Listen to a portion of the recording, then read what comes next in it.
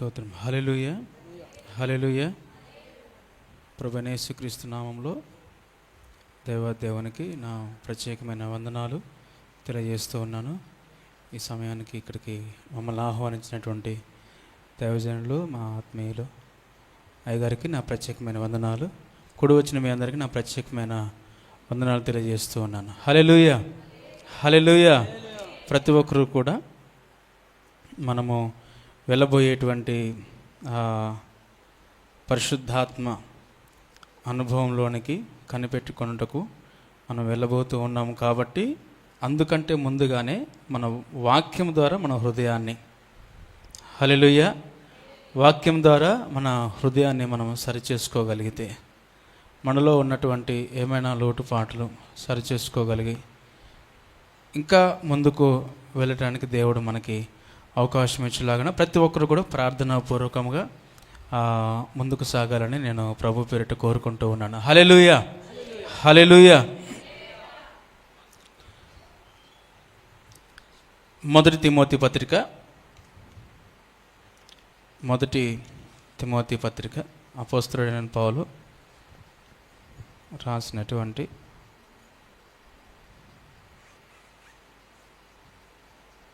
6వ అధ్యాయము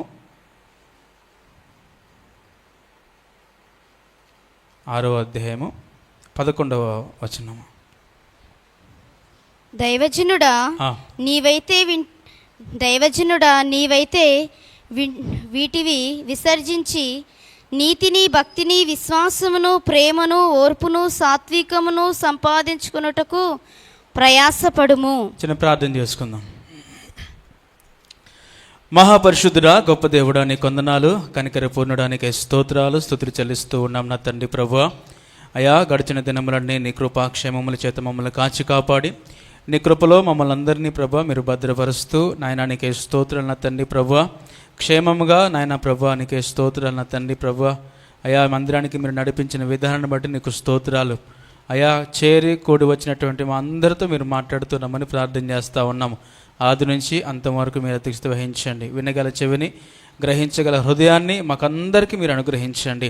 పరిశుద్ధాత్మ దేవుడా, మీ సన్నిధిని అయా మాకెల్లప్పుడూ తోడుగా ఉంచుతూ నా తండ్రి ప్రభువా నీలో ఆనందించేటువంటి భాగ్యమును మీరు మాకు అనుగ్రహించి సహాయం చేస్తూ రమ్మని, మహిమ, ఘనత, ప్రభావములు నీవు మాత్రమే పొందుకోమని యేసుక్రీస్తు నామములో ప్రార్థించి వేడుకొనుచున్నాం మా పరమ తండ్రి, ఆమేన్. హల్లెలూయా.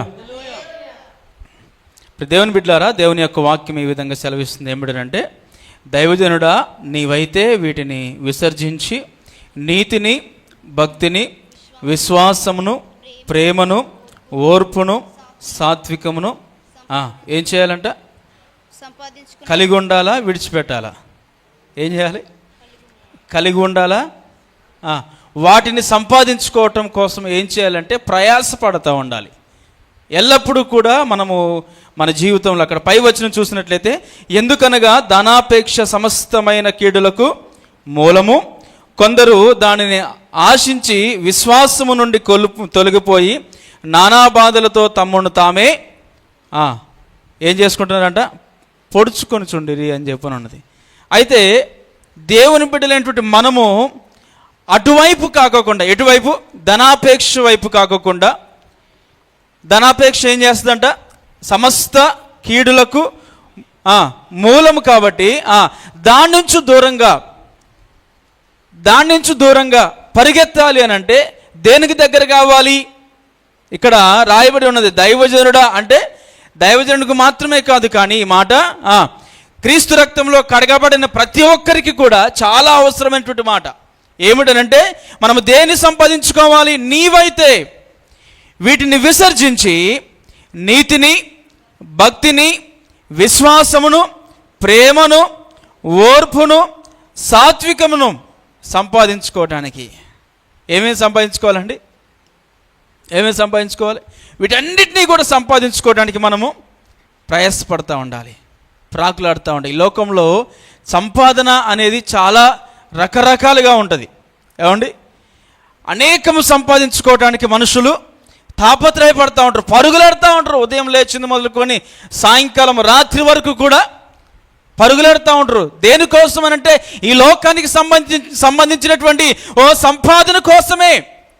కానీ దేవుని యొక్క వాక్యం సెలవిస్తుంది, అవి కంటే వాటిని కంటే నువ్వు సంపాదించుకోవాల్సింది మొదటిగా నీతిని సంపాదించుకో. దేన్ని సంపాదించుకోవాలండి? మొదటిగా దేన్ని సంపాదించుకోవాలి? ప్రియ క్రైస్తవుడా, ప్రియ దేవుని బిడ్డ, నువ్వేం చేయాలంటే నీతిని సంపాదించుకోవడానికి ప్రయాసపడాలి. ఈ లోకంలో దేన్ని సంపాదించుకోవాలి? నీతిని సంపాదించుకోవడం. ఆదికాండము 15వ అధ్యాయము, ఆదికాండము 15వ అధ్యాయం 6వ వచనం. అతడు యెహోవాను నమ్మెను, ఆయన అది అతనికి నీతిగా ఎంచెను. దేవునికి స్తోత్రం. ఏం చేయబడిందండి? అబ్రహాము ఎవరు నమ్మాడంట? యెహోవాను నమ్మాడంట. నమ్మటం వలన అతను నీతిగా మార్చబడ్డాడు. ఈ లోకంలో మనం దేని నమ్ముతా ఉన్నాం? నువ్వు నీతిమంతుడిగా మార్చబడాలి అని అంటే ఏదో డిగ్రీలు పొందాల్సిన అవసరం లేదు, కానీ నువ్వు దేవుడైనటువంటి యెహోవాను నువ్వు నమ్మితే చాలు. ఇక్కడ అర్హత ఏమిటంటే నువ్వు నమ్మటమే అర్హత. మన జీవితంలో ఎవరిని నమ్ముతున్నాం?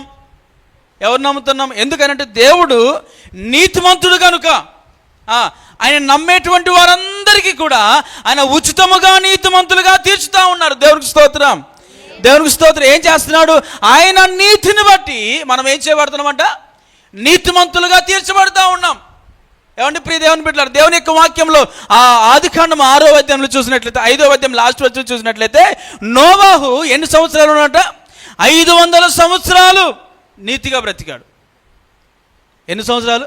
1 సంవత్సరం కాదు, 1 రోజు కాదు. మనము 1 రోజంతా ఏ తప్పు చేయకోకుండా, ఎవరిది ఏమీ ఆశించుకోకుండా, ఎవరి వైపు ఎదురు చూడుకోకుండా నీతిగా బ్రతకడానికి 1 రోజు బ్రతికినా, అవునా?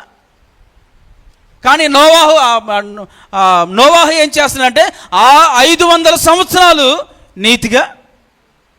అయితే నోవాహు, నువ్వు నీతిగా ఇన్ని సంవత్సరాలు బ్రతికావు కాబట్టి నిన్ను మాత్రం నేను కాపాడుతాను అని మాత్రం దేవుడు అనలేదండి. అన్నాడా? నువ్వు ఇన్ని సంవత్సరాలు నాకు నమ్మకముగా, యథార్థముగా, నీతిగా నేను చెప్పినట్టుగా నువ్వు బ్రతికావు కాబట్టి నిన్ను, నీ కుటుంబాన్ని విడిచిపెడతాను అనలేదు దేవుడు. అంత నీతిగా బ్రతికినప్పటికీ అయ్యా నీ నీతి ఏమైంది? మనుషుల యొక్క నీతి దేవుని నీతిని నెరవేర్చదు. కాబట్టి నీవు కూడా రక్షించబడాలి అని అంటే నీకోసం నీవు ఏం చేసుకోవాలండి? ఓడను తయారు చేసుకోవాలి. నువ్వెంత నీతిమంతులైనా సరే, నువ్వు ఎంత యథార్థంగా బ్రతికినప్పటికీ కూడా నువ్వేం చేసుకోవాలంటే నీకోసం నీవు కూడా ఏం చేసుకోవాలి? ఓడను తయారు చేసుకోవాలి. నువ్వు లోకంలో, పాపంలో, శాపంలో పడిపోకోకుండా సజీవంగా దేవుని సన్నిధిలో ఉండాలి అంటే నువ్వెంత లోకానుసారమైన నీతిని ఎంత కలిగి ఉన్నప్పటికీ కూడా నువ్వు పడిపోకోకుండా, నువ్వు దేవుని శాపానికి గురి కాకోకుండా ఉండాలనంటే ఏం చేయాలండి? నోవాహుతో దేవుడు అంటున్నాడు, నోవాహు నీ కొరకు నీవేం చేసుకోవాలి? ఓడను కట్టుకోవాలి. ప్రతి దేవుని బిడ్డలారా, దేవుని సేవకుడుగా నేను అడుగుతా ఉన్నాను, నీకోసము, నీ కుటుంబం కోసం నువ్వు ఓడను కట్టుకుంటున్నావా? మునిగిపోయే పరిస్థితులు చాలా ఉన్నాయి, మన చుట్టూ చాలా కనబడతా ఉన్నాయి. లేచింది మొదలుకొని పడుకునేంత వరకు కూడా చాలా పరిస్థితుల్లో మునిగిపోయేటువంటి పరిస్థితులు, దిగజారిపోయేటువంటి. ఎందుకనంటే అపవాది ఏం చేస్తున్నారంటే ఏర్పరచబడిన వారిని సైతము కూడా మోసపుచ్చుతూ ఉన్నాడు. కాబట్టి మనల్ని మనం కాపాడుకోవాలంటే మన కోసం ఏం చేసుకోవాలి? ఓడను తయారు చేసుకోవాలి. అబ్రహాము ఎవరిని నమ్మాడంట? దేవుని నమ్మాడు కనుక అది ఆయనకు నీతిగా మార్చబడ్డది. నువ్వు దేన్ని నమ్ముతున్నావు? కీర్తన గ్రంథంలో రాయబడి ఉంటుందండి దేవుని బిడ్డలారా. ఏమని అంటే మనుషులను నమ్ముడు కనంటే యెహోవాను ఆశ్రయించుట మేలు, రాజులను నమ్ముడు కంటే ఎవరిని ఆశ్రయించాలి? ఎవరిని నమ్మాలి? ఈ లోకంలో నువ్వు ఎవరిని నమ్ముకున్నా సరే ఉపయోగం ఉండదు. ఎవరిని నమ్ముకున్నా ఉపయోగం. ఎవరిని నమ్మాలంటే దేవుడైన యెహోవాను మాత్రమే నీవు నమ్ముకోవాలి. దేవునికి స్తోత్రం. ఆయన నమ్మిన యెడల నువ్వేం చేయబడతావు అంటే నీతిగా, నీతిమంతుడిగా నువ్వు మార్చబడతావు. ఇగో అటువంటి నీతిని, ఆ నీతి ఏం చేస్తుందంటే నిన్ను పరలోక రాజ్యానికి, ఈ లోకంలో ఉన్నటువంటి డబ్బు నిన్ను పరలోక రాజ్యానికి తీసుకెళ్ళదండి. ఈ లోకంలో ఉన్నటువంటి అధికారము నిన్ను పరలోక రాజ్యానికి తీసుకొని పోదు. ఈ లోకంలో ఉన్నటువంటి నీకు కలిగినటువంటి పలుకుబడి నిన్ను తండ్రి సన్నిధికి తీసుకొని పోదు. ఏం తీసుకుపోతుంది? దేవుని నీతి క్రియలు ఎవరైతే కలిగి ఉంటారో వారు ఎక్కడికి చేర్చబడతారంట? దేవునితో పాటు పరలోక రాజ్యానికి చేర్చబడతారు. దేవునికి స్తోత్రం, దేవునికి స్తోత్రం. కాబట్టి నువ్వు ఆయన సన్నిధికి చేరటం కోసము నువ్వు నీతిని సంపాదించుకోవడానికి ప్రయాసపడుతూ ముందుకు సాగే వ్యక్తిగా ఉండాలి. దేవునికి స్తోత్రం, దేవునికి స్తోత్రం, దేవునికి స్తోత్రం. రెండవదిగా అక్కడ చదవండి ఒకసారి, రెండో మాట, నీతిని, రెండవది భక్తిని సంపాదించుకోవాలంట. ఏం చేయాలి? భక్తిని. తిమోతి పత్రికలో చదువుకున్నాం కదా, నీతిని, భక్తిని. చాలామంది మన కళ్ళ ముందు భక్తి పరులే కనబడరా? ఎంత భక్తి కనబడుతూ ఉంటారంటే బాబా వీళ్ళ భక్తిని చూసి చాలామందికి భయం వేస్తుంది. కొంతమందికి ఏం చేస్తున్నారో కూడా అర్థం కానిటువంటి భక్తిని చేస్తూ ఉంటారు కొంతమంది. ఏమండి, ఈ లోకంలో ఒక వ్యక్తి భక్తి చేస్తున్నాడంటే ఎంత భక్తి చేస్తాడు తెలుసా అండి? ఎంత భక్తిని చేస్తున్నాడంటే ఒక చెయ్యి పైకి లేపినోడు కాస్త చాలా సంవత్సరాలు అలానే ఉంచాడు, ఎంతవరకు చెయ్యిని దింపలే. అదొక భక్తి. ఈ చెయ్యి ఇలా లేపిన వాడు ఎంతవరకు దింపాడంటే దింపలేదు ఇంతవరకు కూడా. ఏమిటంటే భక్తి. ఎవరి పట్ల? ఆయన నమ్మినటువంటి దేవుని పట్ల. నేను ప్రకటిస్తున్నటువంటి ప్రభు అయినటువంటి యేసుక్రీస్తు నిన్న, నేడు, రేపు ఏకరీతిగా ఉన్నటువంటి వాడు. సమస్త సృష్టిని మానవాళి కొరకు ఏర్పాటు చేసినటువంటి దేవుడు, సజీవుడైనటువంటి దేవుడు. మరి ఇంత గొప్ప దేవుణ్ణి ఆరాధిస్తున్నటువంటి నీవు నీ భక్తి విషయంలో ఎందుకు పడిపోతున్నావు? ఈ లోకంలో నీకోసము సమస్తమును ధారపోసినటువంటి వాడు, ఈ లోకంలో నీకోసము తన ప్రాణాన్ని సైతము ఆయన శరీరంలో ఒక రక్తపు బొట్టు కూడా ఉంచుకోకుండా నీకోసమే ధారపోసినటువంటి దేవాది దేవుని కోసము నువ్వెంత భక్తి చేస్తే సరిపోతుంది ప్రియ దేవుని బిడ్డారా. నీ భక్తి, యోబు గ్రంథంలో రాయబడి ఉంటుంది, నీ భక్తి నీకు ధైర్యమును పుట్టించదా అని చెప్పని ఉంటుంది. నువ్వు పడిపోయే స్థితిలో, నువ్వు శ్రమల కొలిమిలో, ఇబ్బందుల కొలిమిలో పోరాడుతున్నటువంటి సమయంలో నీకు ధైర్యం పుట్టించేది ఏమిటనంటే నీ ఇరుగు పొరుగు వారు కాదండి. ఎవరంట? నీ ఇరుగు పొరుగు వారు కాదు, నీ అన్నదమ్ములు కాదు, నీ రక్త సంబంధులు కానే కారు. ఎవరు? నీవు కలిగి ఉన్నటువంటి భక్తి ఏం చేస్తుందంట? నీకు ధైర్యాన్ని, యోబు గ్రంథము 4వ అధ్యాయము 6వ వచనం. యోబు గ్రంథము 4. నీ భక్తి నీకు ధైర్యము పుట్టింపదా? దేవునికి స్తోత్రం. ఏంటంటే నీ భక్తి, నీ భక్తి నీకు ధైర్యం పుట్టిస్తుందా? నీ భక్తి నీకు ధైర్యం పుట్టిస్తుందా? ఎప్పుడైనా పడిపోయే స్థితిలో ఉన్నప్పుడు నీకు అనిపించిందా? ఎప్పుడైనా సరే దేవుని బిడ్డలారా, ఏంటి నీ ధైర్యము అనంటే నా దేవుడే నా ధైర్యము. దేవునికి స్తోత్రం. నా దేవుడే నా ధైర్యము, ఆయనే నాకు ఆధారము. దేవుని యొక్క వాక్యం సెలవుస్తుంది, ఆపత్కాలమున ఆయన నమ్ముకోదగినటువంటి సహాయకుడు ఈ లోకంలో. మనుషులు కాదు, మనుషులు కాదు. ఎవరంట? దేవుడే మనకు సహాయకుడు అనేటువంటి ఆలోచన నువ్వు కలిగి ఉంటే గొప్ప భక్తిరాలుగా, గొప్ప భక్తిపరులుగా నువ్వు అంటట్లే. ఏకాంత సమయంలో, పడిపోయే సమయంలో, పడిపోయేటువంటి నాకు అవకాశమే లేదుగా, నా విశ్వాసము కోల్పోయే పరిస్థితిలో కూడా నువ్వేం చేయాలి? మనకు యోబు కనబడతా ఉంటాడు. సమస్తము కోల్పోయాడు. ఏమైనా దాచుకున్నాడండి? ఏమైనా మిగిలిందా? ఏం మిగలలేదు, సమస్తాన్ని కోల్పోయాడు. ఊజు దేశంలో అంట ఆయనకున్నంత ఆస్తి మరెవరికి లేదు. ఆయన ఏంటండి? ఎంప్లాయా, కలెక్టరా, సీఎమా? ఏది కాదు. అక్కడ రాయబడి ఉంటుంది, ఆయన చేతి పనులన్నిటినీ కూడా యెహోవా ఆశీర్వదిస్తూ వస్తూ ఉన్నాడు అని ఏ పని చేసినా సరే, ఆయన చేతులతో ఏ పని చేసినా సరే దానిలో ఆశీర్వాదాన్ని చూస్తున్నాడు. ఎందుకు అని అంటే అక్కడ రాయబడి ఉంటుంది, అతడు యథార్థవంతుడు. దేవునికి స్తోత్రం. అతడు నీతి కలిగినటువంటి వ్యక్తి. ఆయన చెడుతనమును విసర్జించాడు. పరిశుద్ధాత్మ దేవుడు నీలో నివాసం చేయాలి అని అంటే, పరిశుద్ధాత్మ కార్యము నీలో జరగాలి అని అంటే, నువ్వు పరిశుద్ధాత్మతో నింపబడే వ్యక్తిగా నువ్వు ఉండాలి అని అంటే, నీలో చెడుతనానికి చెడుకి స్థానం ఉండకూడదండి. చెడుని నీలో దాచుకోవడానికి అవకాశము, దాన్ని నువ్వు విసర్జిస్తే దేవుని యొక్క ఆత్మతో నింపబడతావు, దేవుని యొక్క అభిషేకంతో నువ్వు నింపబడతావు. దానిని ఎవరైతే విసర్జిస్తారో ఆయన అధికమైనటువంటి భక్తిలోనికైనా వెళ్ళిపోతా ఉన్నాడంట. ఎలా సాధ్యమైంది? ఆయన యందు భయభక్తులు కలిగి ఉంటేనే సాధ్యమవుతుంది. అది మనుషుల వల్ల కాదు, మనుషుల లోపల కాదు, మనుషుల కొరకు కాదు. ఎవరి కొరకు అంటే, ఇదిగో నీ కొరకు నీవు భక్తిని కొనసాగిస్తూ ఉండాలండి. నీకోసమని నీ భక్తిని కొనసాగించే వ్యక్తిగా నీవు ఉండాలి, మనుషుల కోసం కాదు. ఎందుకనంటే ఈ దేహము ఉన్నంత వరకు నువ్వు భక్తిని కొనసాగించగలిగితే, దేహాన్ని విడిచిపెట్టిన తర్వాత అంట ఎక్కడికి వెళ్తావు? ఈ లోకంలో మనం ఉన్నంత కాలము దేవునికి మేలు, మనం పోయిన తర్వాత మనకి మేలు అవుతుంది. తెలుసా? మనం ఉన్నంత కాలము మనల్ని దేవుడు వాడుకొని దేవుడు మేలు పొందుతాడు ఒక రకంగా. మనం పోయిన తర్వాత ఎవరికి మేలు? మనకు మేలు అవుతుంది. ఎందుకనంటే పోయిన తర్వాత ఎక్కడ ఉంటామంట?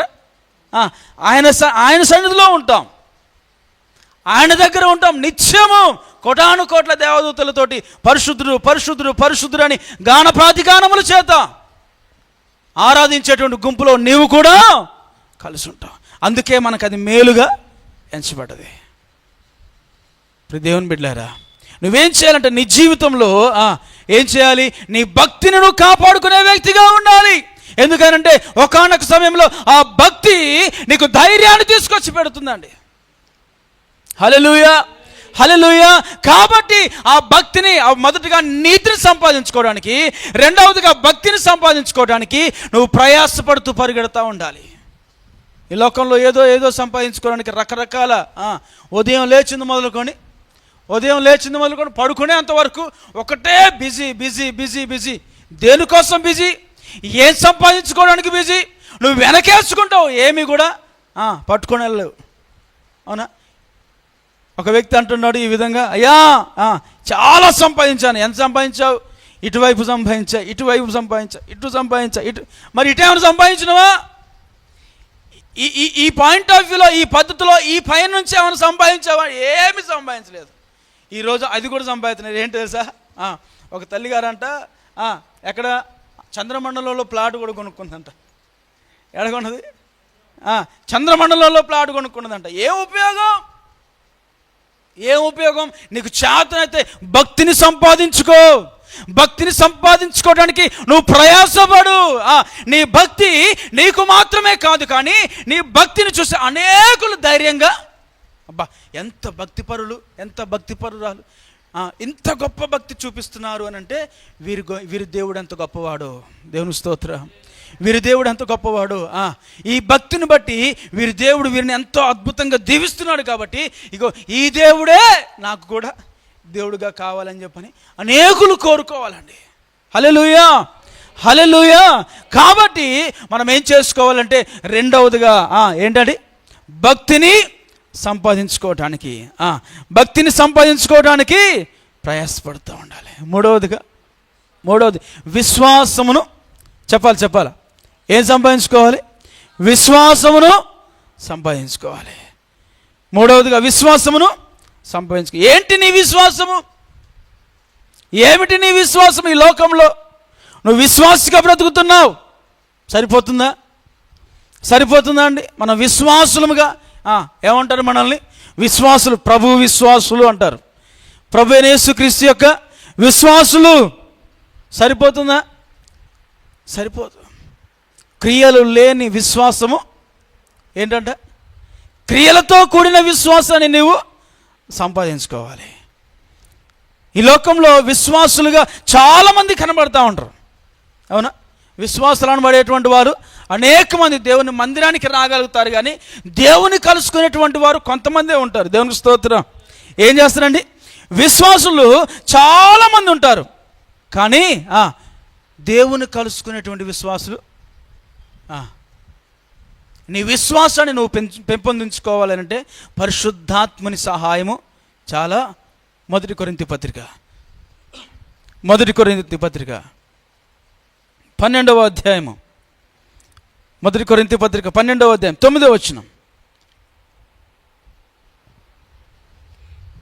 మరి ఒకనికి ఆత్మ వలననే విశ్వాసమును, మరి ఒకనికి చాలమ్మా. ఏంటంట? ఆత్మ వలననే విశ్వాసం. ఎవరివ్వాలి నీకు విశ్వాసాన్ని? పరిపూర్ణమైన విశ్వాసాన్ని ఎవరు నీకు అందిస్తారు అని అంటే పరిశుద్ధాత్మ దేవుడు మాత్రమే నీకు. ఇప్పుడు నీకేం కావాలి? ఇప్పుడు నీకేం కావాలండి?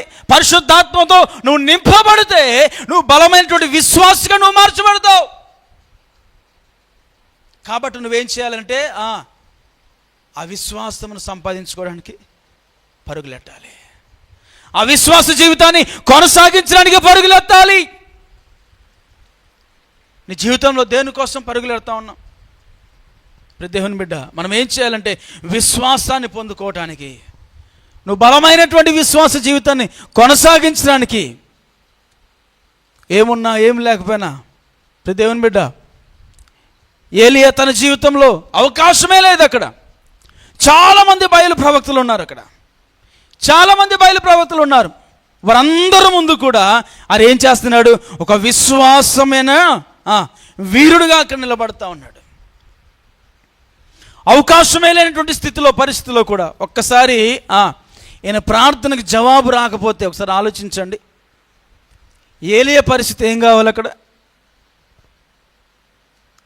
ఏలియా చేసిన ప్రార్థనకు జవాబు రాకపోతే ఏలియా పరిస్థితి ఏం కావాలి అక్కడ?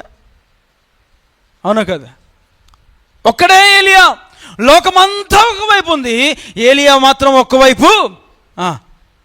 ఏలియా విశ్వాసం ఏమిటంటే నేను చేసే ప్రతి ప్రార్థనల వైపు నేను ఒక్కనే ఉన్నానని అందరూ అనుకుంటున్నారు, కానీ నా వైపు, నా వెనక నా యేసయ్య ఉన్నాడు. దేవునికి స్తోత్రం. ఆయన ఉన్నాడు కాబట్టి నేను ఇక్కడ ఉన్నాను అనేటువంటి విశ్వాసము ఆయన జీవితంలో బలముగా కలిగి ఉన్నాడండి. ఆయన జీవితంలో బలముగా కలిగి ఉన్నాడు. ఏమిటి ఆయన విశ్వాసం అని అంటే, ఇదిగో నేను చేస్తూ ఉన్నాను ప్రార్థన, నేను చేస్తున్న ఈ సవాలు, ఈ సవాలుకు మధ్యలో ఎవరు ఉన్నారంటే నా విశ్వాసము, నా రక్షకుడైనటువంటి యేసుక్రీస్తు మాత్రమే. కాబట్టి ఆయన వైపు చూస్తూ ఆయన విశ్వాస జీవితాన్ని కొనసాగిస్తూ ఉన్నాడండి. ఎంత భయంకరమైన పరిస్థితి ఎదురైనప్పటికీ కూడా ఆయన వెనక అడుగెళ్ళాడా? వెనక ఏమాత్రం కూడా అడుగు వేయలేదండి. నేను నా జీవితంలో కూడా, మన బ్రతుకులో కూడా ఎన్నో ఉపద్రవాలు వస్తాయి, మరణమే మనల్ని వెంటాడినప్పటికీ కూడా ఏం చేయాలి? ఏమాత్రం కూడా మన విశ్వాసాన్ని మన విశ్వాసాన్ని కోల్పోయే విధంగా మనము ఉండకూడదండి. ఒక ఏలియా వలె దావీదుని చూసినట్లయితే, దావీదు ముందు కూడా ఎవరు కనబడుతున్నారు? పెద్ద హైట్లో ఉండి, ఆజానుభావుడిగా, కండలు తిరిగినటువంటి వాడిగా ఉండి, అవునా? ఒక్కసారి ఆయన విసిరినటువంటి రాయి మిస్ఫైర్ అయిందంటే పరిస్థితి ఏంటి? ఏమండి? నెక్స్ట్ స్టెప్ గొల్లియద్దేనా కదా? నెక్స్ట్ స్టెప్ ఎవరిది? ఫస్ట్ ఒకసారి తిప్పాడు, ఇసిరి కొట్టాడు, అది మిస్ అయిపోయి పక్కకు పోయింది అనుకో, గొల్లియత్ వచ్చి ఒక్క కాలెత్తి ఆమెంది దావీదు పరిస్థితి. అవునా కదా? ఒకసారి ఆలోచించా, ఎంత భయంకరమైన పరిస్థితి అవుతుంది. ఆ స్థితిలో కూడా దావీదు యొక్క బలమైనటువంటి విశ్వాసం ఏమిటంటే, యుద్ధము ఎవరిది? నిలబడ్డటువంటి నాది కాదు యుద్ధము. ఎవరిది? యుద్ధము యెహోవాది అని చెప్పని ఆయన యుద్ధాన్ని ఆయన ప్రకటించి ముందుకెళ్ళాడు. దేవునికి స్తోత్రం, దేవునికి స్తోత్రం. అదిగో విశ్వాసము కలిగినటువంటి వారి జీవితంలో గొప్ప గొప్ప కార్యాలు చూస్తూ ఉంటారండి. కాబట్టి ప్రియ దేవుని బిడ్డలారా, ఏం చేసుకోవాలి మనం అంటే, అదిగో అటువంటి విశ్వాసాన్ని సంపాదించుకోవడానికి పరుగులెత్తేటువంటి వారిగా మనము ఉండాలి. పైన రాసినటువంటి మాట ఏమిటంటే, ధనమును సంపాదించుకోవటం కాదు. ధనం ఏంటంటే సమస్త కీడులకు మూలము, సమస్త కీడులకు మూలము. అది సమస్తాన్ని కూడా నాశనము తీసుకొచ్చి, డబ్బు ఎక్కువగా ఉంటే తిప్పలన్నీ కూడా అంతే ఉంటాయి. డబ్బు ఎక్కువ ఉంటే అప్పులు కూడా, జబ్బులు కూడా. బాగా డబ్బు సంపాదించిన వాళ్ళు కరెక్ట్గా ఫుల్ మీల్స్ తింటే చచ్చిపోతారు. ఏమండి, డబ్బు బాగా సంపాదించిన వాళ్ళు గట్టిగా కూర్చొని ఫుల్ మీల్స్ తింటే బతుకుంటూ చచ్చిపోతారు. వాళ్ళు తినకూడదు. వాళ్ళు సంపాదన కోసం తిరిగి తిరిగి పరుగులెత్తి ఏమైపోతుంది తెలుసా, సమయానికి తినక షుగర్లు, బీపీలు, గుండె జబ్బులు అన్నీ తీసుకొచ్చి పెట్టుకుంటారు. డాక్టర్ గారు అంటారు, అయ్యా నువ్వు ఎప్పుడు కూడా ఇన్ని నీళ్ళు ఇంత ఆహారం మాత్రమే తీసుకోవాలి, ఇన్ని నీళ్ళు ఇన్ని ఆహారం ఇంత ఆహారం మాత్రమే తీసుకోవాలి. పొరపాటున నువ్వు ప్లేట్ మీల్స్ తిన్నావు అనుకో, నువ్వు నీ పని. దేనికి? డబ్బు సంపాదించుకుంటే, డబ్బు వైపు పరుగెడితే నువ్వు సంపాదించుకున్నట్టు సంపాదన కూడా నువ్వు అనుభవించే అవకాశమే ఉండదు. కాబట్టి నువ్వు ఎటువైపు? డబ్బు వైపు కాదు, లోకం వైపు కాదు నువ్వు వెళ్ళాల్సింది. ఇదిగో దేవుని యొక్క వాక్యం సెలవిస్తున్న ప్రకారంగా, మొదటిగా నీతిని, రెండవదిగా భక్తిని, విశ్వాసమును సంపాదించుకో. నువ్వు సంపాదించుకోవడానికి నువ్వు పరుగులెట్టినట్టయితే దేవుడు నీకు తోడుగా ఉంటాడు. దేవుడు మన పనులకు తోడుగా ఉంటాడు. దేవుడు నిన్ను ఎల్లప్పుడూ కూడా అక్కడ రాయబడిన విధముగా నీవు ఆత్మ చేత నింపబడతావు. ఆత్మ వలననే ఏంటంట? విశ్వాసమును నువ్వు సంపాదించుకోగలుగుతావు. మరి దేని వలన కాదు. నువ్వు విశ్వాసపు లోతులోనికి నువ్వు వెళ్ళాలంటే నువ్వు ఆత్మతో, పరిశుద్ధాత్మతో నింపబడే అనుభవం నీకు ఎప్పుడైతే ఉంటుందో, నీ జీవితంలో నువ్వేం చేయబడతావు? విశ్వాసిగా, బలమైనటువంటి విశ్వాసిగానే, పిశాచాలుగా కాదు, విశ్వాసులుగా ఉండమా? విశ్వాసులుగా మనము, విశ్వాసుల జాబితాలో మనము దేవుడు చేరుస్తాడు. దేవునికి స్తోత్రం, దేవునికి స్తోత్రం. కాబట్టి ప్రియ దేవుని బిడ్డలారా, మనం ఏం చేయాలంటే, దేన్ని సంపాదించుకోవడానికి ప్రయాసపడాలి? చెప్పాలి. విశ్వాసమును సంపాదించుకోవడానికి, విశ్వాసమును సంపాదించుకోవడానికి నువ్వు ప్రయాసపడాలి. ఈ లోకంలో నువ్వు ఏది సంపాదించుకున్నా సరే అది నీకు మేలైంది కాదని నేను చెప్పగలుగుతాను. నేను చాలా సంపాదించుదామని చెప్పి అనుకుంటా ఉంటాను. ఉదయం లేచింది మొదలుకొని సాయంత్రం వరకు చాలా సంపాదన అని చెప్పి తిరుగుతూ ఉంటాం. దేవుడు ఎంత అవసరమో అంతే ఇస్తాడు తప్పు నిలిచి. నువ్వు రెండు వైపులు రెండు పడవల మీద కాలు పెట్టావనుకో, ఏమైపోద్ది? ఒక పడవ అడిపోద్ది, ఒక పడవ మధ్యలో పడిపోతావు. నిన్ను లేపడానికి కూడా ఎవరు కూడా కనిపించం. మనకేం అవసరమో అనంటే నీ విశ్వాసాన్ని నువ్వు జాగ్రత్తగా కాపాడుకోవడానికి ప్రయాసపడాలి. నీ దైనందిన జీవితంలో, నీ ఆత్మీయ జీవితంలో నువ్వు బ్రతకాలి అని అంటే, క్షేమంగా జీవించాలని అంటే, లోకంలో కనబడేటువంటి వాటి కొరకు ఎప్పుడు ప్రయాసపడకండి. ఎప్పుడు అవి ఎందుకు అనంటే జస్ట్ నీ పోషణ నిమిత్తమే మాత్రం అది. కానీ జీవితకాలం అంతా వాటి కోసం నువ్వు ప్రయాసపడితే సమస్తము వ్యర్థమే అని చెప్పిన ప్రసంగి మాట్లాడుతూ ఉన్నాడు. ఈ లోకంలో నువ్వు ఏది సంపాదించుకున్నా, ఎటువైపు పరుగులెత్తినా సరే అది ఏది కూడా నిన్ను దేవుని రాజ్యానికి తీసుకెళ్దండి. ధనవంతులు దేవుని రాజ్యానికి చేరతారా?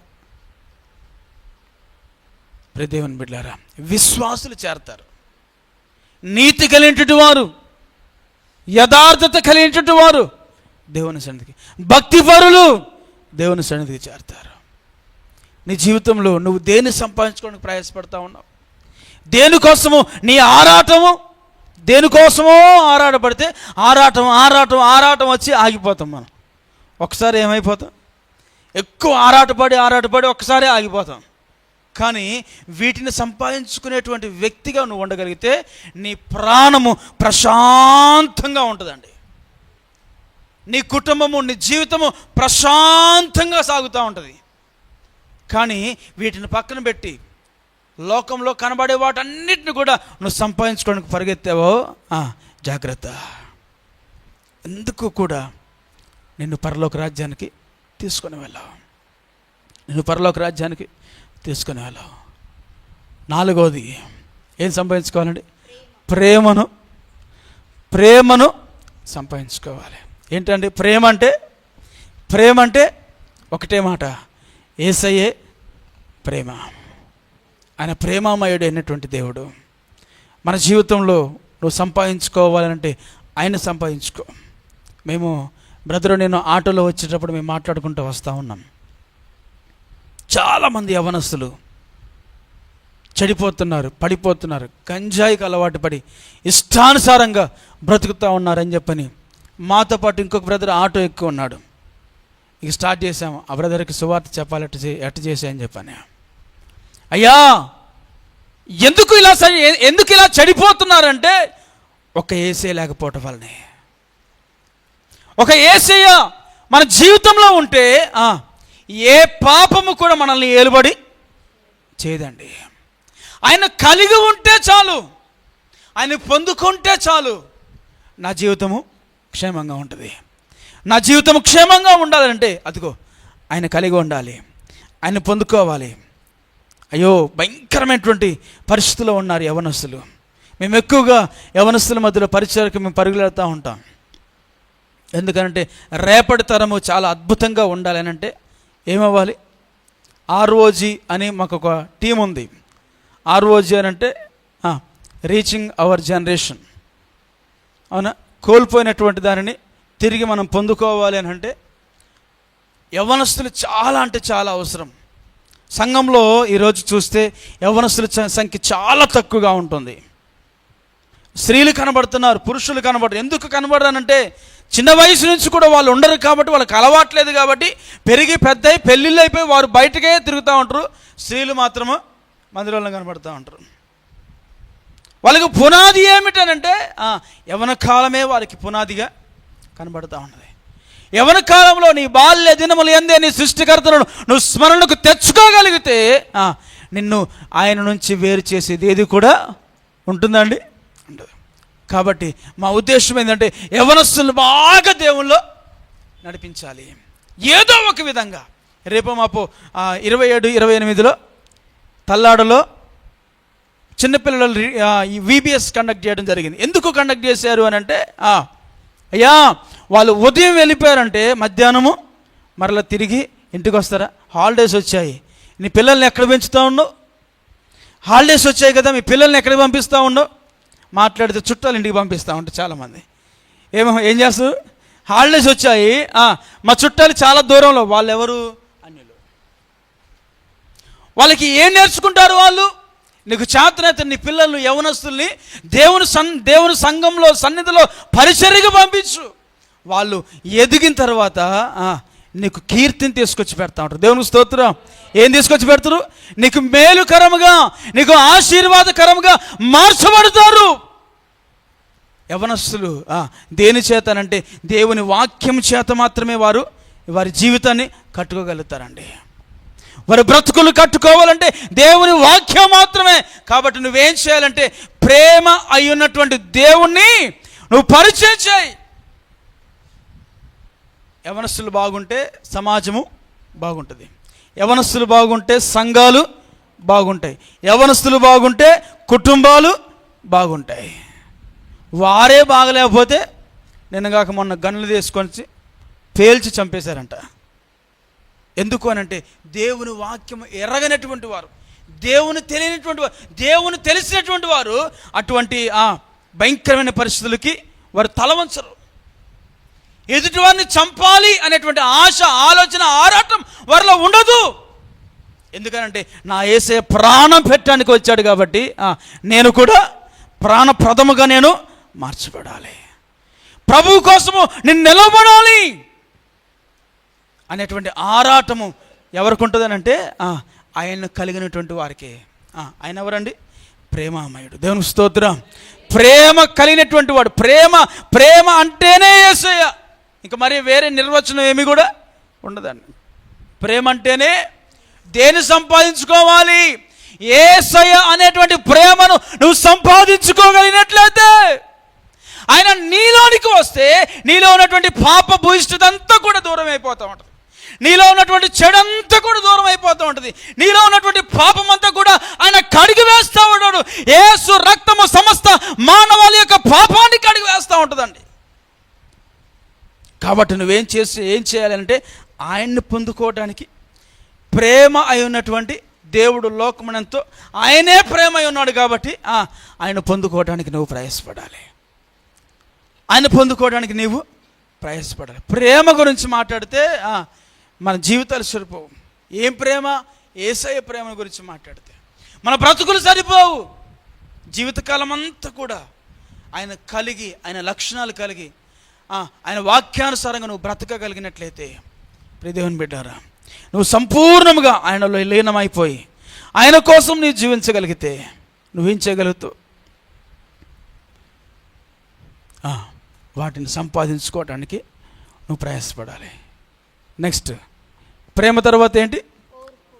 ఏం సంపాదించుకోవాలంట? ఓర్పును. ఒక భక్తుడు ఈ విధంగా రాశాడు. ఏమిటనంటే, అయ్యా నాకు ఓపిక లేదయ్యా, ఓర్చుకోలేకపోతున్నా, దేన్ని కూడా ఓర్చుకోలేకపోతున్నానంటే ఆ పాస్టర్ గారు తల మీద చేయబెట్టి, అయ్యా ఈ బ్రదర్కి శ్రమలు ఎక్కువగా కలగజేయండి అని చెప్పి ప్రార్థన చేస్తున్నాడు. ఎందుకంటే శ్రమ ఓర్పును కలగజేస్తుంది కాబట్టి. ఏం చేస్తుందంట? శ్రమ ఏం చేస్తుందంట? ఓర్పును పుట్టిస్తుంది. శ్రమల మధ్యలో నుంచి నువ్వు వెళ్ళగలిగితేనే అన్నిటినీ ఓర్చుకోగలుగుతావు. అవునా? క్రైస్తవ జీవితంలో మనకు కావాల్సింది ఏం కావాలండి? ఓపిక కావాలి. ఎందుకు చెప్తున్నా తెలుసా? ఓర్చుకోలేని వారు దేన్ని కూడా నేర్చుకోలేరు. అవునా? నువ్వు దేన్నైనా నేర్చుకోవాలంటే, దేన్నైనా పొందుకోవాలంటే ఓపికతో కనిపెట్టి సహనము కలిగి ప్రార్థన చేయగలిగితేనే, అయ్యా ఇదిగో నేను ప్రార్థన చేస్తాను, నాకు ఇది కావాలి, వెంటనే కావాలంటే ఓపిక ఉండాలి. దేనికైనా నీ సమయంలో నువ్వు కావాలని అడుగుతున్నావు, కానీ దేవుని సమయం అనేది ఒకటి ఉందా లేదా? యెషయా గ్రంథంలో రాయబడి ఉంటుంది.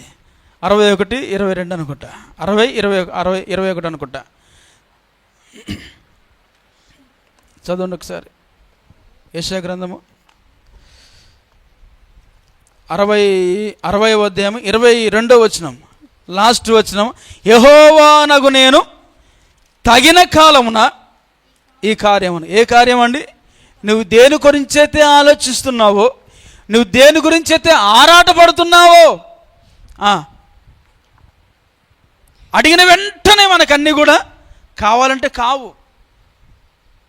దేవుని సమయము ఒకటనేది ఉందా లేదండి? ఉందా లేదా? మీ పక్కన వాళ్ళు చెప్పండి, దేవుని సమయమున మీకు దేవుడిస్తాడు. దేవుని సమయం అనేది ఒకటి ఉంది. ఆయన సమయంలో నీవు అడిగిన దానికంటే, ఊహించిన దానికంటే అత్యధికముగా దేవుడు ఖచ్చితంగా ఇస్తాడు. అందుకు నీకేం కావాలంటే ఓర్పు కావాలి. ప్రార్థన చేస్తున్నాం, వెంటనే కావాలంటే, అవునా? వెంటనే కావాలంటే చాలా సంవత్సరాలు 2015లో నాకు పరిచర్య గురించి దర్శనం ఇచ్చాడు దేవుడు. 2015లో ఒరిస్సా ప్రాంతంలో వాక్య పరిచర్య చేయడానికి వెళ్ళాను. అప్పుడు ఇచ్చాడు సంఘం వాగ్దానము. 2025లో నెరవేర్చాడు సంఘ వాగ్దానం. ఎన్ని సంవత్సరాలు అయింది? 2015 ఎక్కడ? 2020 ఎక్కడ? 2025 ఎక్కడ? 10 సంవత్సరాలు పట్టింది. ఎక్కడికి వెళ్ళినా సరే, ప్రభువా ఇది నాదేనా, ఇది నా కోసమేనా అని ప్రార్థన చేసేవాడిని. స్వార్థం. దేవుడు అనుకోని రీతిలో, అద్భుతమైన రీతిలో ఏర్పాటు చేశాడు. మనం డిసెంబర్ నెలలో అయ్యగారిని పిలుచుకొని ఆ ప్రాంతంలో గొప్ప సువార్త మీటింగ్ పెట్టుకోవడానికి దేవుడు మంచి అవకాశాన్ని ఇచ్చాడు. మొట్టమొదటి దాదాపుగా చాలా మందిరాలు తిరిగి వాక్య పరిచర్య చేసిన తర్వాత దేవుడు ఒక అనుభవం, ఎక్కడికి పోయినా సరే తీసుకొచ్చి మైకు తుడిచి చేతిలో పెట్టి ఒక గంట వాక్యం చెప్పండి అని చెప్పేవాళ్ళే. కానీ ఆ రోజు అంత ప్రయాసపడితే అందరి ప్రయాస నాకు అర్థమైంది. ఆ రోజు అప్పటిదాకా తెలియదు నాకు, అంత చేయాలా, ఒక మీటింగ్ కండక్ట్ చేయాలంటే అంత పని చేయాలా అనే విషయం తెలియదు నాకు. ఆ రోజు తెలిసింది ఎంత ప్రయాసపడడం, ఎంత ప్రతి పనిలో కూడా నాకు తోడుగా ఉంటాడు అన్నయ్య. నేను ఎందుకు ఈ మాట చెప్తున్నానంటే, ఓపిక నిన్ను అత్యున్నతమైన స్థానానికి నిన్ను చేరుస్తూ ఉన్నది. నువ్వు ఓపిక కలిగి కనిపెట్టి నువ్వు ప్రార్థన చేయగలిగితే నీ నా జీవితంలో చాలా గొప్ప మేలు నువ్వు చూడగలుగుతావు. కాబట్టి మనం పొందుకోవాల్సింది, మనం కలిగి ఉండాల్సింది ఏమిటంటే, ఇంకొక లక్షణం ఏమిటంటే ఓర్పును నువ్వు కలిగి ఉండాలి. ఎంతమంది ఓపిక కలిగి ఉంటున్నారు? ప్రార్థన చేసిన వెంటనే జరిగిపోవాలి అని ఎప్పుడు అనుకోమాకండి. ఒకటే ప్రార్థన చేయండి, అయ్యా నీ సమయంలో నాకు ఈ కార్యాన్ని చేసి పెట్టండి.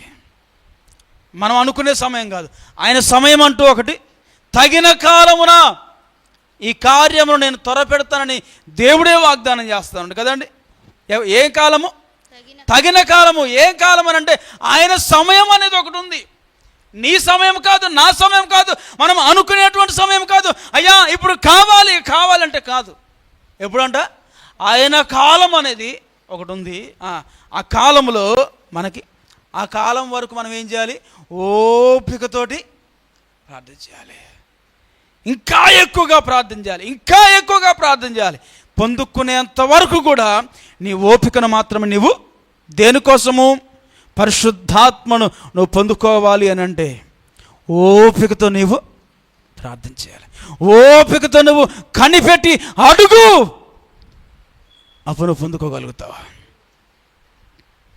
కావాలనుకున్న వెంటనే కాదు, నువ్వు అడుగుతూ ఉండాలి. నువ్వు అడిగేటువంటి క్రమంలో నిన్ను నీవు కడుక్కునేటువంటి వ్యక్తిగా ఉండాలి. నీ జీవితంలో, నీ బ్రతుకులో ఏదైతే దేవునికి వ్యతిరేకమైన క్రియలు ఏమైతే ఉన్నాయో వాటన్నిటిని కూడా వన్ బై వన్ కడిగి వేసుకుంటూ ఉండాలి. అలా కడుక్కుంటూ దేవుణ్ణి అడుగుతూ ఉంటే దేవుడు ఆటోమేటిక్గా నన్ను ఖచ్చితంగా నింపుతాడండి. దేవునికి స్తోత్రం. ఆయన మాత్రం అన్యాయస్తులు కాదు. తన్ను అడుగువారు ఎందరైతే అడుగుతారో వారందరికీ ఆత్మను సమృద్ధిగా దేవునికి స్తోత్రం, ఖచ్చితంగా దేవుడు ఇస్తాడండి. నువ్వు నింపబడాలని ఆశతో ఉన్నావా? అంత్య దినముల యందు నేను అందరికీ దేవుడు సమృద్ధిగా ఆత్మను అనుగ్రహిస్తాడు. ఆయన పక్షపాతం చూపించేటువంటి వాడు కాదు. కాకపోతే మన జీవితంలో ఏదైతే దేవునికి వ్యతిరేకంగా, దేవునికి ఆయాసకరంగా ఏదైతే ఉన్నదో వాటన్నిటిని నువ్వు తీసేసుకొని, వ్యతిరేకమైన వాటన్నిటిని తీసేసుకొని దేవునికి ఇష్టమైనటువంటి రీతిలో వీటిని పొందుకుంటున్నావా? వీటి కోసం ప్రయాసపడుతున్నావా?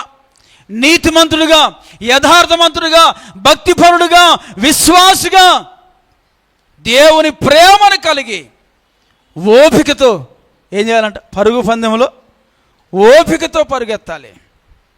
పరుగు పందెంలో పరిగెత్తేటువంటి వాడు ఎలా పరిగెత్తాలి? ఓపికతో పరిగెత్తాలి. అంతము మట్టుకు కూడా పరిగెత్తాలి. ప్రారంభం కాదు మనకు కావాల్సింది, ముగింపు మన జీవితంలో గొప్పగా ఉండాలి.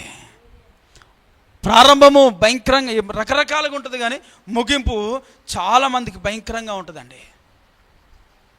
అబ్బో ఎంత అద్భుతమైనటువంటి పరిచర్య అన్నట్టుగా ఉంటుంది, కానీ ముగింపులో భయంకరమైన సాక్ష్యాలు వింటూ ఉంటాం మనం. అలా కాకోకుండా మనం ఏం చేయాలంటే ఎల్లప్పుడూ కూడా ఓపిక కలిగి దేవుని అడిగి దేవుని ద్వారా ముందుకు సాగగలిగితే మన జీవితంలో గొప్ప కార్యాలు, గొప్ప మేలుతో దేవుడు నింపుతూ ఉంటాడు. కాబట్టి వీటి కోసం మనం ఏం చేయాలంటే ప్రయాసపడేటువంటి వారిగా వీటిని అడుగుతూ, అయ్యా నాకు ఓపికను దయచేయండి. దేంట్లో ఓపిక? అత్త కోడల మధ్య, ఇందాక లయ్య గారు ప్రార్థన చేయించారు, అత్త కోడల మధ్యలో ఏముండదంట? నేను యూట్యూబ్ స్క్రోల్ చేస్తూ ఉంటే ఒక మెసేజ్ ఒకటి వచ్చింది. ఏమిటి అని అంటే, ఆడవాళ్ళకంట భూదేవుకున్నంత సహనము ఉంటుందని చెప్పానంటే ఒక చిన్నపిల్లవాడు వెంటనే దాన్ని రియాక్ట్ అయ్యి ఏమంటున్నాడు తెలుసా? అత్తా కోడలు ఇద్దరు ఆడవాళ్ళే కదా అంటున్నాడు. ఏంటంట? ఆడవాళ్ళకంట భూదేవుకున్నంత సహనం ఉంటుంది అని చెప్పాను ఒక తల్లిగారు అంటే, ఓ చిన్న పిల్లవాడు అంటున్నాడు, అవునా అత్తాకోడలు ఇద్దరు ఆడోళ్ళే కదా, ఎందుకుంటారు వాళ్ళు, ఎందుకుంటారు ఓపికతో అని చెప్పి ప్రశ్నిస్తా ఉన్నాడు. మనకేం కావాలి? ఓపిక కావాలి. ఆ అత్తాకోడల సంగతి తర్వాత సంగతి పక్కన పెడితే మన మందిరంలో ఉన్నటువంటి అత్తాకోడళ్ళు ఎంత ఓపిక కలిగి ఉంటున్నారు అనంటే, ఎలా ఉంటారు అనంటే దేవుని వాక్యమే, దేవుని వాక్యమే. ప్రశాంత నగర్ కాలనీలో ఒక అత్తాకోడలను నేను చూశాను. ఇది రెండోసారి వాళ్ళ గురించి సాక్ష్యం చెప్పటం. ఒక అత్తాకోడలను చూశాను, ఒక అత్తగారు, ఇద్దరు కోడలు. వాళ్ళు గొడవ పెట్టుకోవడం నేను ఎప్పుడు చూడలేదండి. వాళ్ళు గొడవ పెట్టుకోవడం నేను ఎప్పుడు చూడలేదు. చాలా సంవత్సరాలు వాళ్ళ మధ్య పరిచయం చేశాను, చాలా సంవత్సరాలు నాకు వాళ్ళు బాగా పరిచయం. కానీ ఏ రోజు కూడా వాళ్ళు గొడవ పెట్టుకోవటము, రోడ్డు మీదకి ఎక్కటం, ఒకరి గురించి ఒకరు మాట్లాడుకోవటము, ఒకరి గురించి ఒకరు చెడుగా చెప్పడం నేను ఎప్పుడు కూడా వినలేదు వాళ్ళ మధ్యలో. నేను ఎందుకు ఈ మాట చెప్తున్నానంటే, వాళ్ళు ప్రార్థన అంటే ఎంత దూరమైన పరిగెడుతూ ప్రయాసపడుతూ ఉంటారు. ప్రార్థన అంటే, దేవుని సంఘం అంటే, దేవుని సేవకులు అంటే ఎంతవరకైనా ప్రయాసపడుతూ ఉంటారు.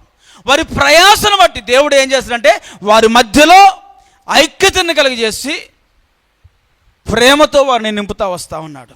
వారి కుటుంబంలో కానీ అత్త కోడల మధ్యలో గొడవలు కానీ ఎప్పుడు కూడా ఎందుకు లేవు అని అంటే, వారిలో దేవుని ప్రేమ నింపబడుతూ ఉన్నది. దేవుని ప్రేమ ఉంటే ఏ చికాకు, ఏ అల్లరి కూడా ఉంటుందా అండి? ఉంటుందా? నీ ఇంట్లో కుటుంబ ప్రార్థన అనేది ఉంటే ఏముండదు, గొడవలు ఉండవు. నీ ఇంట్లో కుటుంబ ప్రార్థన ఉంటే ఏముండవు, మనస్పర్ధలు ఉండవు. నీ ఇంట్లో కుటుంబ ప్రార్థన ఉంటే ఏముండవు, ఒకళ్ళ మీద ఒకళ్ళ కొండేలు చెప్పడం. అన్నీ కూడా ఏమైపోతాయంటే సాయంకాలానికి కుటుంబ ప్రార్థనలు అన్నిటినీ కడిగేసుకోవడం సరిపోతాయిగా. నిత్యము కూడా దేవుని యొక్క వాక్యము, దేవుని యొక్క ప్రార్థన నీ ఇంట్లో, నీ గృహంలో నువ్వు ఎల్లప్పుడూ కూడా ఉంటే ఏమవుతుందంటే సమాధాన ఆత్మ నీ ఇంటిలో ఎల్లప్పుడూ కూడా, సమాధానకర్త ఎల్లప్పుడూ కూడా నీ ఇంట్లో ఉంటాడు, నీ ఇంట్లో నివాసం చేస్తాడు. నువ్వు మాట్లాడే ప్రతి మాటను కూడా నెగిటివ్గా తీసుకోదు కోడలు. నువ్వు మాట్లాడే ప్రతి మాటను కూడా పాజిటివ్గా తీసుకుంటుంది అత్త. ఎందుకు ఈ రోజుల్లో వేరువేరు కాపురాలు ఉంటున్నాయంటే ఓపిక లేకపోవడం వలనే. ఒకప్పుడు ఎక్కడ చూసినా ఉమ్మడి కుటుంబాలు 10 మంది అయినా సరే ఒకటే పొయ్యి పెట్టుకుని ఉండేటోళ్ళు. ఈరోజు మా ప్రాంతంలో పాప ముసలావిడ, ఆమె చెప్తుంది, గృహ దర్శనాలకు పోయినప్పుడు ఆమె చెప్తుంది, అయ్యా నేనే వండుకుంటున్నానయ్యా, నేనే పట్టుకొచ్చుకోవాలి, నేనే వండుకోవాలి. 2000 పింఛన్ వస్తుందంట పాపం. ముసలావిడే. ఎందుకు అలా చెప్తుందనంటే సమాధానం లేకపోవటం వలనే. ఆమె తినే అన్నం ఎంత, ముసలోళ్ళు ఎంత తింటారండి? చిన్నపిల్లలు తిన్నంత కొంచెమే తింటారు. ఆ అన్నం కూడా పెట్టలేని పరిస్థితిలో ఉన్నారు. ఎందుకు అనంటే సమాధానము, ఓర్పు అనేది వారు లేకపోవటం వలన. వెంటనే అపార్థాలు చేసుకోవటం, వెంటనే విరుచుకుపడిపోవటం, వెంటనే అరుచుకోవటం, ఇవన్నీ కూడా వారిలో ఏమైపోతుంది అంటే అత్త కోడల మధ్య వెంటనే అపవాదిగాడు చిచ్చు పెట్టిపోతూ ఉంటాడు. అవునా? వాటికి మనం అవకాశం ఇచ్చేవారిగా ఉండకూడదు. ప్రయత్నించండి. ఇంటికి వెళ్ళిన తర్వాత మీ అత్తతో ఎంత గొడవ ఉన్నా సరే సమాధానం పడటానికి నయోమి ఏమన్నది? ఏమంటుందంటే నయోమి, అత్తా నీ ఉన్న స్థలమే నేను, నీ దేవుడే. ఎప్పుడైనా చెప్పావా? నీ అత్తను కౌగులించుకొని ఇంటికి వెళ్ళిన తర్వాత ఒకసారి ప్రయత్నం చేయండి. కౌగులించుకొని కాళ్ళ మీద పడేనా ఏం చేయాలి? సమాధానం కోసము పరుగులెత్తాల. అబ్బో ఎంత గొప్ప, ఎంత అంటే ఏమంటారు తెలుసా? భలే భక్తి పరులు అండి. లేతే ప్రార్థన మందిరానికి వెళ్తూ ఉంటారు. అత్త ఒక మాట అంటే అసలు పన్నేబడరు. ఎవరికి అవమానం? దేవుడికి అవమానం. మధ్యలో దేవుణ్ణి నిందిస్తున్నావా లేదా? ఏం చేస్తున్నావు? మనకు తెలియకుండానే మనం ఏం చేస్తున్నాం? దేవునికి పేరు తీసుకొస్తాం. లేతే ప్రార్థనే, లేతే ఉపవాసాలు, లేతే ప్రార్థనలే అంటూ ఉంటారు. ఏదమ్మా మీ దేవుడు చేసేది అని చెప్పి అనరా? అవునా? ఈరోజు నువ్వు చేయాల్సినటువంటి కార్యక్రమం ఏమిటంటే, నీ ఇంటికి వెళ్ళిన తర్వాత నీ అత్తతో నీకు సమాధానం లేకపోతే నిండా వందనాలు చెప్పి ఒక్క నవ్వు నవ్వి ఆమెతో సమాధాన పడటానికి, సఖ్యత పడటానికి ప్రయత్నం చేయి. నీ కుటుంబంలో మరెప్పుడూ కూడా గొడవలు నువ్వు చూడవు, కొట్లాట్లు. అవునా? ఒకసారి వివాహం విషయంలో ప్రసంగం చేయడానికి వెళ్ళినప్పుడు ఒక మాట చెప్పాను. ఏమిటనంటే, భర్త భార్యను హత్తుకున్నప్పుడు భార్య ఎవరిని హత్తుకోవాలి? ఎవరిని హత్తుకోవాలండి? భర్తను హత్తుకోవాలా? భర్త ఆల్రెడీ ఎవరిని హత్తుకున్నాడు? భార్యని హత్తుకున్నాడు. మరి భార్య ఏం చేయాలి? అత్తను హత్తుకోవాలి వెళ్ళి. అవునా? ఆ భార్య వెంటనే వెళ్ళి అత్తను హత్తుకుంటే ఆ కుటుంబం సంతోషంగా ఉంటుంది. మనం చేసే పొరపాటు ఏంటంటే, వాళ్ళకు వాళ్ళే సరిపెట్టుకుంటున్నారు. ఎందుకు అనంటే, వెంటనే కోపాలు తెచ్చుకొని ఓపిక లేకోకుండా, ఓర్పు అనేది మన జీవితంలో లేకోకుండా దేవుణ్ణి అవమానపరిచే విధంగా మనం బ్రతుకుతూ ఉన్నాం. దేన్ని సంపాదించుకోమంటున్నాడు? ఓపికను సంపాదించుకోవడానికి పరుగులెత్తు. ఓపికను సంపాదించుకోవాలి. నీ జీవితంలో, మన జీవితంలో దేన్ని సంపాదించుకోవాలండి? మొదటగా దేవుని నీతిని, భక్తిని, విశ్వాసమును, ప్రేమను, ఓర్పును, ఇంకోటి ఏంటంట సాత్వికమును సంపాదించుకోవాలి. ఆఖరిది ఏంటి? సాత్వికమును సంపాదించుకోవాలి. సాత్వికులు ధన్యులు. చదవండి ఒకసారి, ధన్యతల్లో ఉంటుంది కదా. సాత్వికులు ఎవరంట?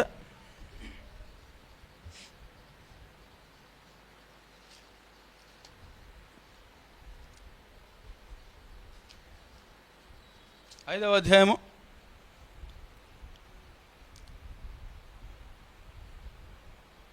5వ వచనం. సాత్వికులు ధన్యులు, వారు భూలోకమును స్వతంత్రించుకుంటా ఉంటారు. సాత్వికులు ఏం చేస్తారండి? ఏం చేస్తారు? భూలోకమును.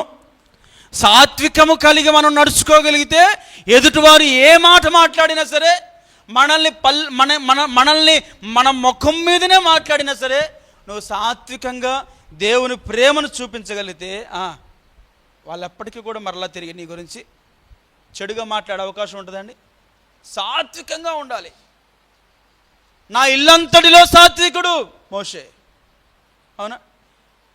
ఎన్ని పరిస్థితులు ఎదురైనా సరే ఆ మనస్తత్వాన్ని ఏమాత్రం కూడా విడిచిపెట్టే వ్యక్తిగా నీవు ఉండకూడదండి. ఎగిరెగిరి పట్టడం వల్ల ఏమవుతుందంటే, సమాధానం అంతటిని కూడా కోల్పోతాం మనం. ప్రశాంతతను కోల్పోతాం. మొదటగా దేవుని సన్నిధి మనతో ఉండడానికి అవకాశమే ఉండదు. గజిబిజి గందరగోళం ఉన్న కూడా దేవుని సన్నిధి ఉంటుందండి. నువ్వు సాత్వికముతో నువ్వు తగ్గించుకొని ప్రతి విషయంలో కూడా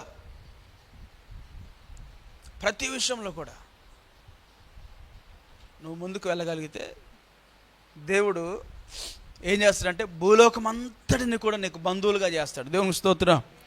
భూలోకం అంతటిని కూడా ఎక్కడికి వెళ్ళినా సరే.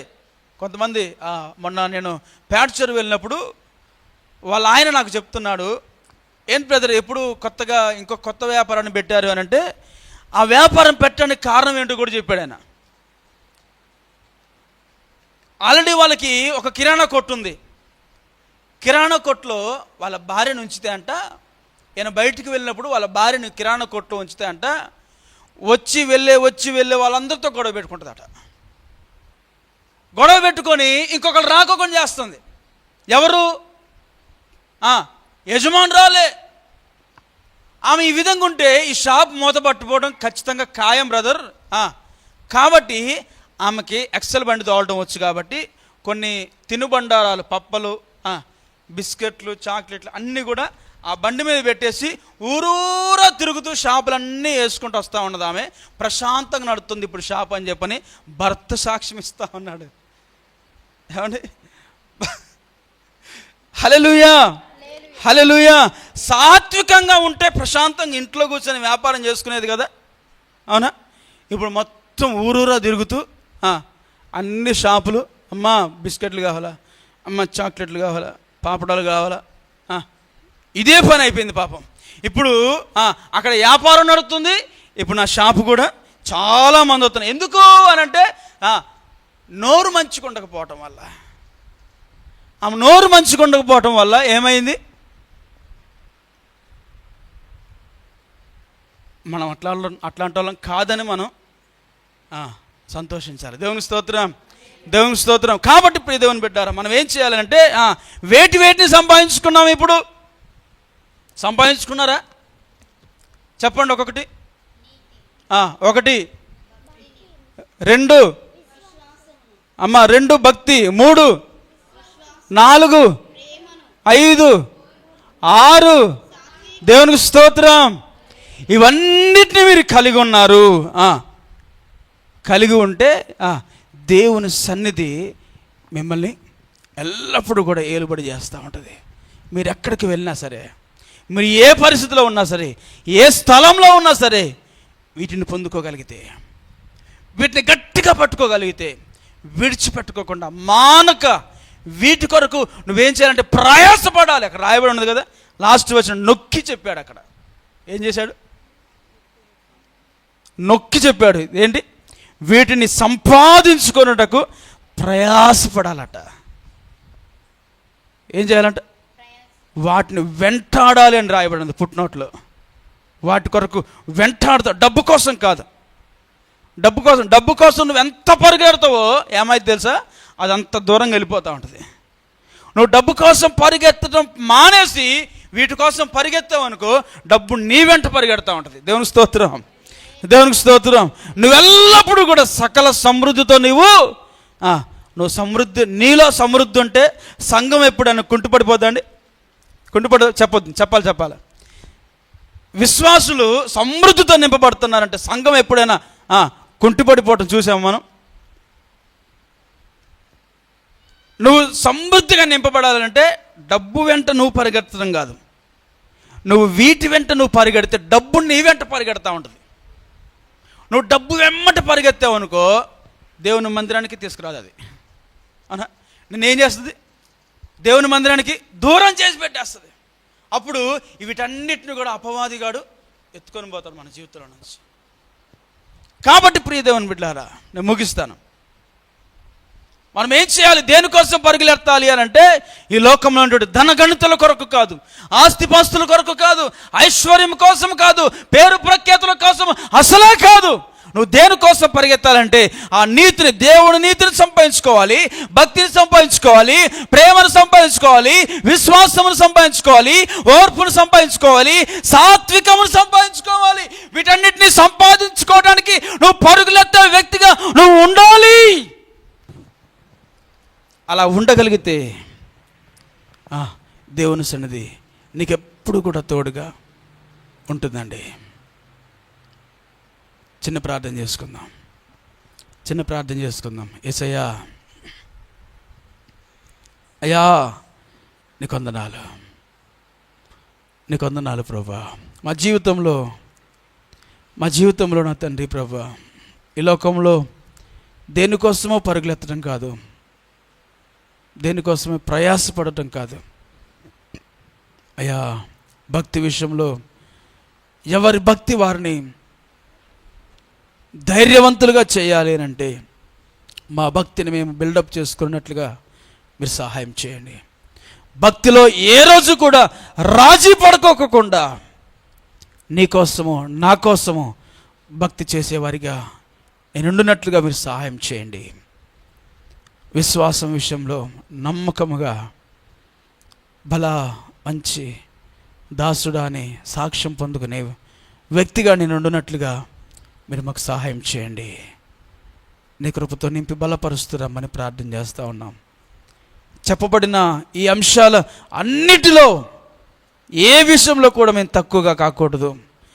అన్ని విషయాలలో ప్రభువా మేము ముందుకు సాగినట్లుగా, నిన్ను ధరించుకొని నీలో జీవించేటువంటి కృపను మేము పొందుకున్నట్లుగా మీరు సహాయం చేస్తురమ్మని, ప్రతి మాట ప్రతి వాక్యము మంచి నేలను పడిన విత్తనముల వలె ఫలించి అభివృద్ధి పొందినట్లుగా మీరు సహాయం చేయండి. దుష్టుడు దుర్మార్గుడు ఎత్తుకొని పోకుండా నీరు కట్టి ఫలించండి. ఎద్దు నెమరు వేసినట్లుగా నీ వాక్యము ప్రతి ఒక్క బిడ్డ నెమరు వేసుకున్నట్లుగా మీరు సహాయం చేయండి. నీ కృపతో నింపి బలపరచండి. మనుషుడు రొట్టె వలన మాత్రము కాదు, దేవుని నోటి నుండి వచ్చి ప్రతి మాట వలన మేము బ్రతకాలంటే నీ మాట ఎంతో అవసరం మాకు. ఆ వాక్యాన్ని మేము జాగ్రత్తగా మేము కాపాడుకున్నట్లుగా, నెమ్మరు వేసుకున్నట్లుగా, మా జీవితానికి అప్లై చేసుకున్నట్లుగా, మా బ్రతుకులు మార్చుకున్నట్లుగా మీరు సహాయం చేస్తున్నామని, అన్ని విషయాల్లో మీరు తోడుగా ఉండి మహిమ పొందమని, మహిమ ఘనత ప్రభావములు నీవు మాత్రమే పొందుకోమని యేసుక్రీస్తు నామములో ప్రార్థించి వేడుకొనుచున్నాం పరమ తండ్రి. ఆమేన్.